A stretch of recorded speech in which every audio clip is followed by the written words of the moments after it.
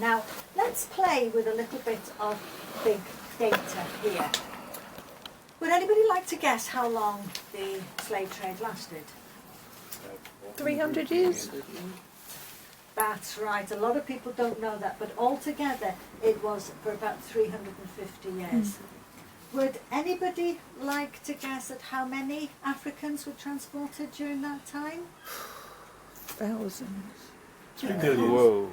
Because they were a commodity, we actually have records so we can be reasonably 12. accurate. 12 million. That's absolutely, and you've seen this Really? before, That- yes. Yeah. Yes, because don't forget it was 350 years, that's a long time. And it lasted for about 15 million embarked and about 12 million made it across. Absolutely horrific. Anybody like to guess how much money was made? Nobody can answer that. Whoa. It was countless, Look at millions, Bristol, yeah. billions. places like that. Exactly, exactly. So the amount of money that Britain and Europe was making us with was absolutely incredible. Now, it's important that we understand how long this was going on for, because when we look at aberrations of extreme cruelty, we have the Holocaust, we have Pol Pot, we have what happened in Rwanda. Those lasted just a short amount of time and they were known to be aberrations. What's important about the slave trade is that it lasted generations. This was a way of life for millions of people, and it was legal. It was absolutely, entirely legal. And these are points that are so important, and we need to understand this. That's why it lasted such a long time, because so many people were able to make money from it. Now, whenever we think of who was involved in slavery, we always think of slave owners, but there was a huge network of people involved in it. The slave owners were just a small part of this. And I've listed some of them here. I know those joining by Zoom won't be able to see. Sorry, the lighting is bad.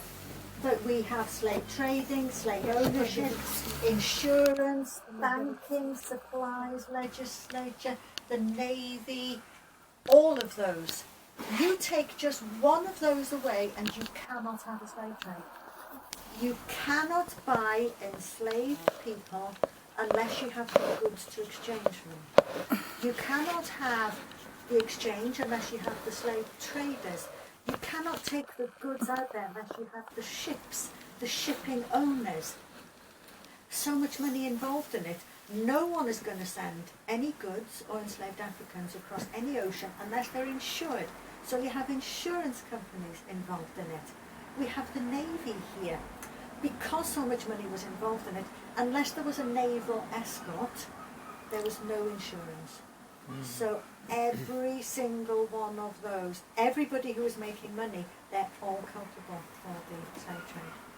And so we need to understand this a lot more when we look at, yes? Was the Navy involved to prevent piracy?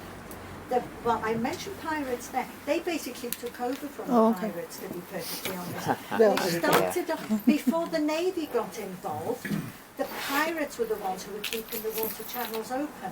I'm using now as an example Jamaica. Jamaica was having a lot of attacks from Spanish, Portuguese ships trying to stop its slaves and its profits using the oceans. And so what the Jamaican government did was they actually approached the pirates, gave them Port Royal, as very famous Port Royal, as a settlement, and to live without any attacks or any legislature against them, as long as they kept the sea lanes free. So the pirates are very important. And then, of course, you have the formation of the Royal Navy, and they took over afterwards. So thank you, a good question. So all of these are really, really important. And we know all of this because we have all the records.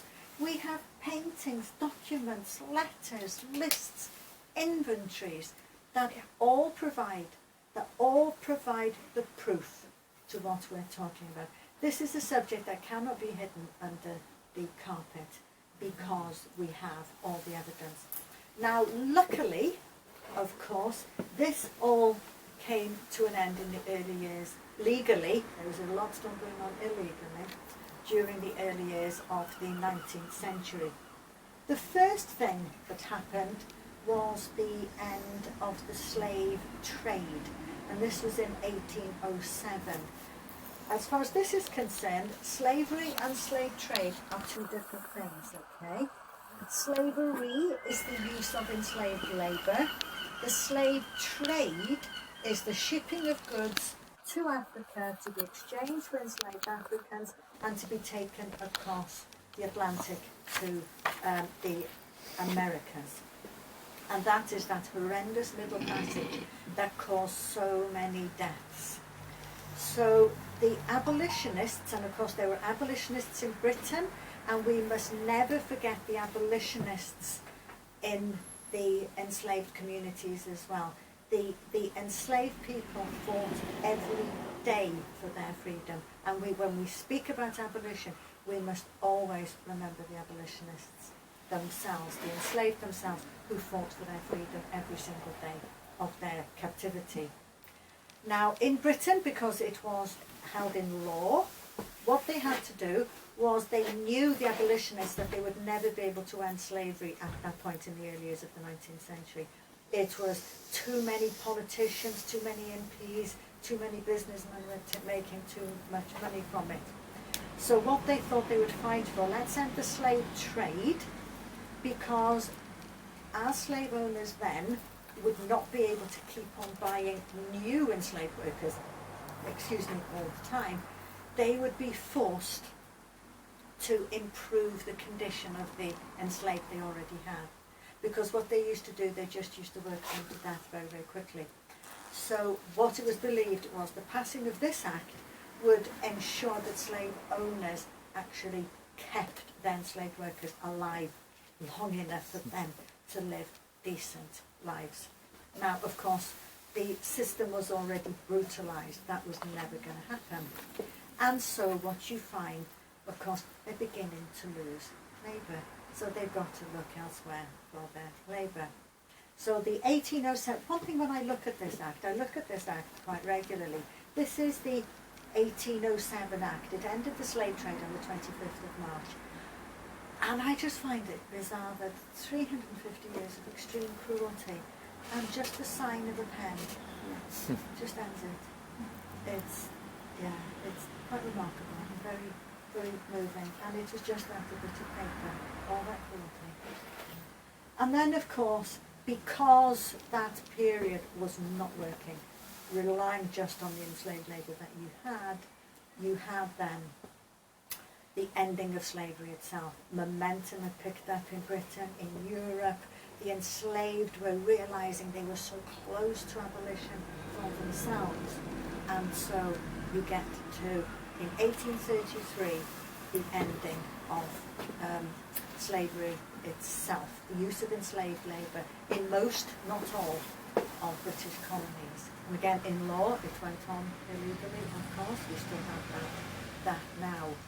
Now, what happened here, how Jamaica, all the other British colonies had survived, was because of the amount of investment that was coming from Britain to keep the colonies going. Capital is very fluid. Once they saw that the slave system was collapsing, capital moved its money out and it started going to all the other colonies of the empire.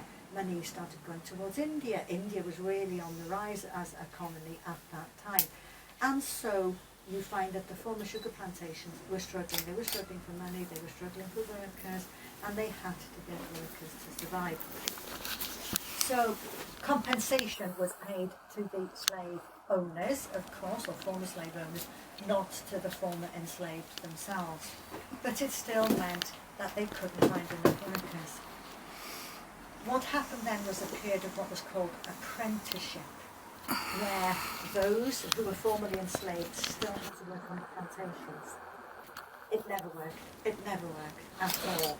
So there was a desperate need for for more workers, but this time they would have to be paid. And this is where Britain and a lot of other European countries turned to its empire, and especially to places like India. Now this photograph, a very early photograph, is from 1845, and this is the first major piece, the first major voyage of Indian workers to leave India. They came from Calcutta, and their first port of call was Trinidad. Oh my God. And this is the first arrival day, and it's really quite something. And the whole point of bringing them over was because the former slave owners needed cheap labour, and they could be sourced from elsewhere. And as India was already a part of the empire, this was all handled through the administration of the East India Company. India at this time was managed not as a direct British colony by the legislature through Parliament, but through the East India Company. And so they developed what was called the British Indian indenture system. And it was a system by which indentured servitude lasted. The system lasted, and I find this quite staggering, from the 1830s until the 1920s. That's nearly 100 years. Mick, yes. Even later than that. As After the Second World War, hundreds of British orphan children were sent to various places as nothing less than slaves. yes, I think you have a point, absolutely. What I'm talking about now is the British Indian indenture system. So we can discuss that point later, Nick. Yes, also for everybody, we can have the details, question and answer in that restaurant when I go. Okay, because yes, and one or two short questions fine, but we'll have a good discussion question in the restaurant. Absolutely. And during that time, 1.6 million Indians.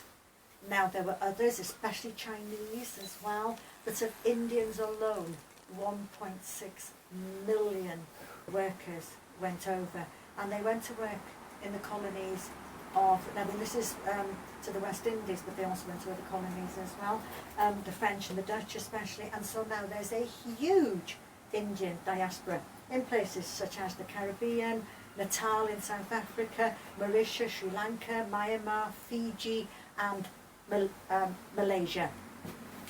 Now, for those who aren't familiar with what an indenture here, this is an image of an old indenture. We tend to think now of an indenture being a contract, but, well, it originally was just a contract, but whereas now we would sign it.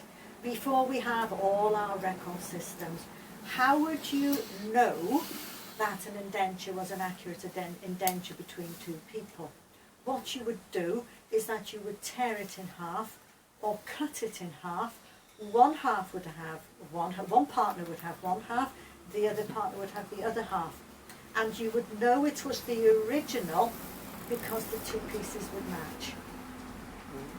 That is where and so the indenture comes from indentation, from the jagged edges of the ripped piece of paper.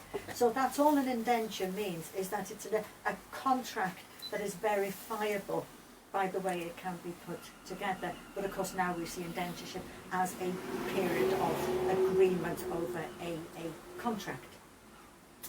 Now, the conditions were bad, but I have to say there's a big debate about this, but there are enough work has been conducted not only in India but the Caribbean, in British universities as well, that the system of indenture was not as cruel as enslavement. And just to show what this means, within the law, within the slave codes, and what was the Jamaican slave codes, the Barbados slave codes, the French slave codes, an enslaved person could have a foot lopped off, a hand lopped off, tongue cut out. It's extreme cruelty. And of course, every enslaved woman who bore a child, that child was automatically enslaved. none of those conditions applied to indentured workers. Indentured workers, and the agreements are laid out.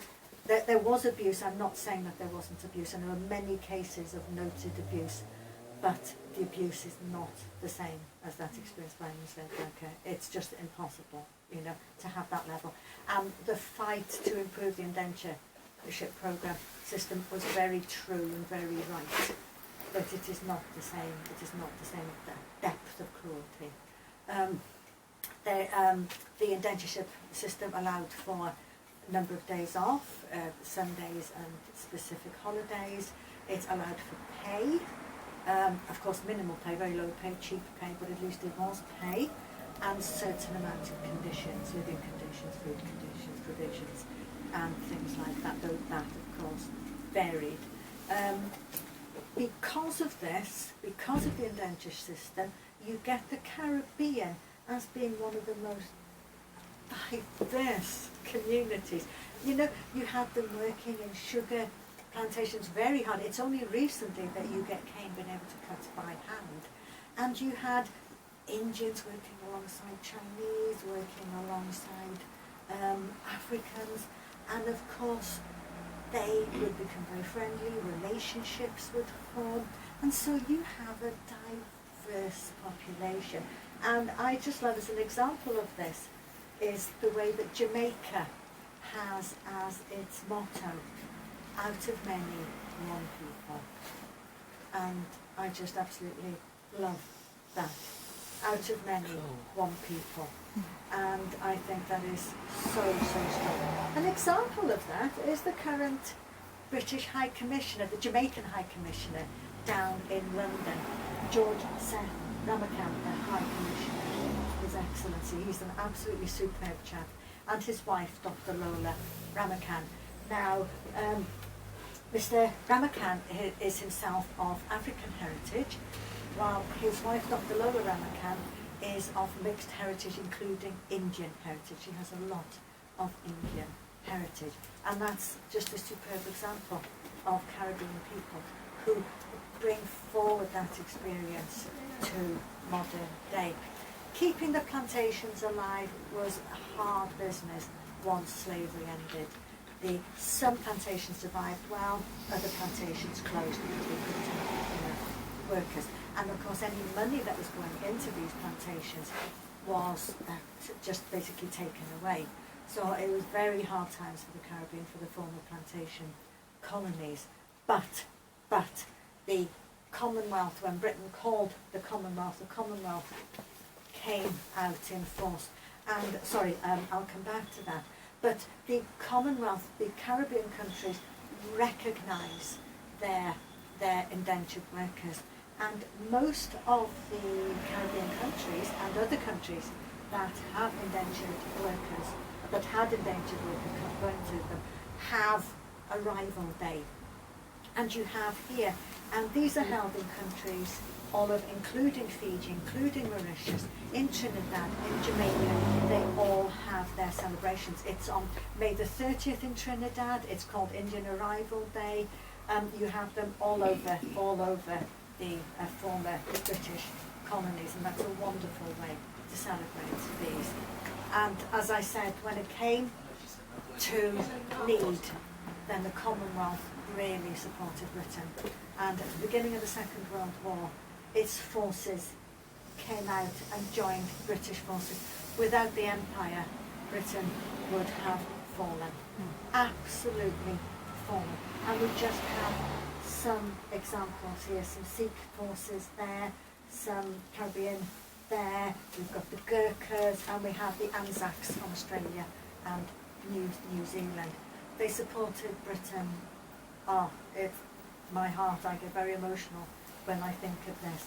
And of course many lost their lives in the support of Britain.